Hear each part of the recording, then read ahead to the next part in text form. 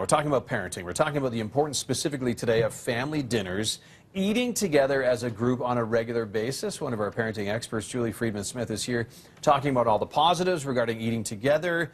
You wanted to start, though, with the why it doesn't happen. Well, we hear from so many parents when we're working with them daily. You know, when kids are little, it's hard to take them away from those toys and get them to sit at the table. Somebody's getting up and running around. Sure. And so you think, okay, well, we won't do it now. We'll wait until they can sit at the table. And then that doesn't happen because they don't get the practice in doing it. And then often we hear from parents of teens that, you know, they'd rather do their homework in the room and just eat there, or they're going to go and play their games and just eat, and I don't want to have the fuss. It's easier to not have the fight. So there's a lot of kind of giving in. And it makes sense in the short term, but it really doesn't make sense in the long term. In the long term, yeah. We have been working this whole year at Parenting Power. It's all about connecting, families connecting. And one of the easiest ways that families can connect is around the dinner table. Of course. Or around the breakfast table. If you're a family that's out at nighttime, but everybody's there sitting together for breakfast, great. Some kind of regular, consistent meals. Nice. And the value is way greater than just the food. Well, yeah, you emailed us like a huge list of There are huge pros stats. here, yeah.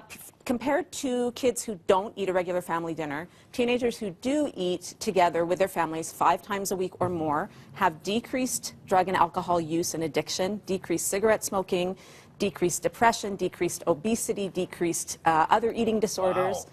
The academic marks increase, and vocabulary increases. Also and social skills, social, too, like and then that's the other interactions part, around the right? table, right? So Yeah. statistically, there are lots of reasons to do it. And Gail and I kind of want to smack people in the face, like, it's been proven. It's been proven time and time and time again, the value. And in addition to that, it's the social stuff. It's learning how to empathize with what's going on. It's learning how to sit quietly while someone else is talking and wait for your turn and then have your turn to talk. Right? Yeah. It's learning the manners of passing food back and forth.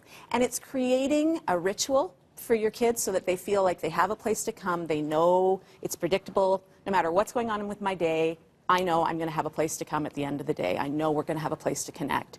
And so that is part of what results in all these amazing stats. You brought in a book, and I'm just going to show it off to Stephen here, our camera operator. And why did you bring in this book here? Well, Gail and I love this book, The Family Dinner. It's an old book. It came out in 2010. Okay. We both use it regularly. Like, it's in our kitchens. It's not in our Parenting Power office. It's in our kitchens because there are fabulous recipes in it, all the statistics, great discussion points. Like if you're thinking, I don't know what to talk about with my family, there's a whole chapter on sentence starters, little word games you can play at the table. There's a whole section on grace. If you're trying to teach your kids graces, they can pick one of the graces, or you can write them down and pull them out of a jar. Even teach them how to set the table. There are so many great ideas in there just about how to make. It doesn't have to be perfect. You know what? More often than not, when my kids were little, one of them was in the bathroom for the entire meal. Yeah, so it's not going to be perfect. Of course. Television family dinner, but it's the consistency time and time again. And the beauty of it is, if you screw it up one day, there's another one coming right along. Of course, exactly, right? So you're saying how many times per week should we shoot? Well, the statistics say 5 times or more. Okay. But let's be realistic. If you're not doing it at all, let's aim for 1. Sure. Pick 1 night a week where everybody's going to be home. It could be a brunch, as you're It saying. could be a brunch. It could be a lunch. Yeah. You know, a weekend lunch. Sure. Start small. Start with what you can do, and then build into it. It's just about those expectations. And if parents are struggling with getting those kids to sit at the table, we can help them with that, for sure. Of course. There's a good reason to do it, and that's really what we wanted to share today. There you go. Good advice. Family dinners. Crucial, Andy. Breaking bread with your family members, right? Not only to get to know them, but to stay together.